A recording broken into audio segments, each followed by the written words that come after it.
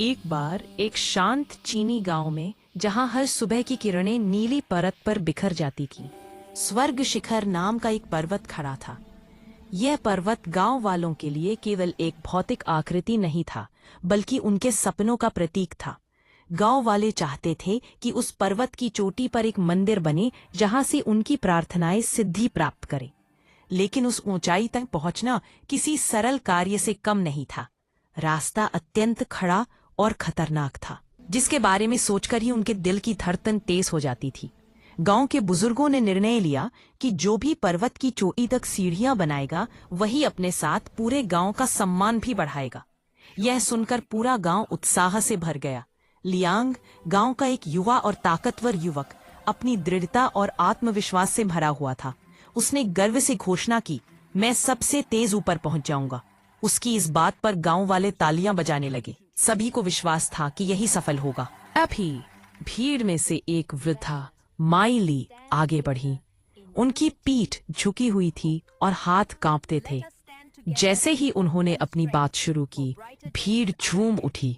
Miley, आपको तो कुएं से पानी निकालने में भी मुश्किल होती है। आप पर्वत पर कैसे चढ़ेंगी? सीढ़ियां कैसे बनाएंगी? माइली ने सरलता से मुस्कुराते हुए कहा, मैं रोज सिर्फ एक पत्थर लेकर जाऊंगी।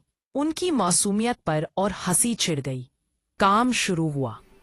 लियांग बड़े बड़े और भारी पत्थर उठाकर तेजी से ऊपर चढ़ता रहा, हर दिन गर्व से चिल्लाते हुए कि उसने कितना काम किया। लोग उसकी ताकत की तारीफ करते रहे। दूसरी ओर माइली रोज बस एक छोटा पत्थर उठाती।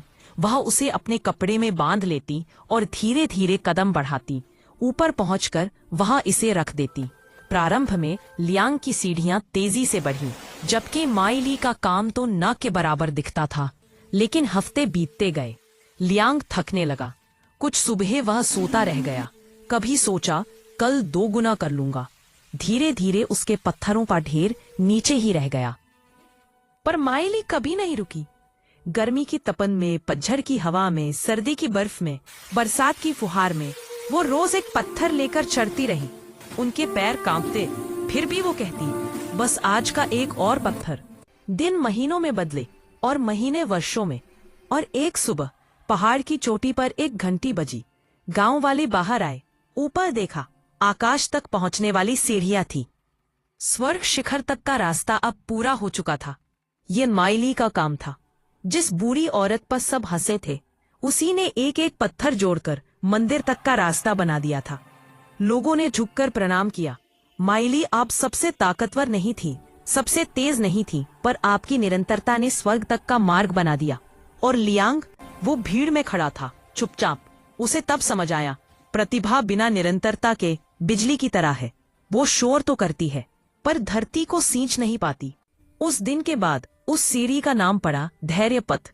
दूर दूर से यात्री आने लगे, उस रास्ते पर चलने, उस वृद्धा की कहानी से प्रेरित होने, जिसने एक एक पत्थर से स्वर्ग का मार्ग बना दिया था।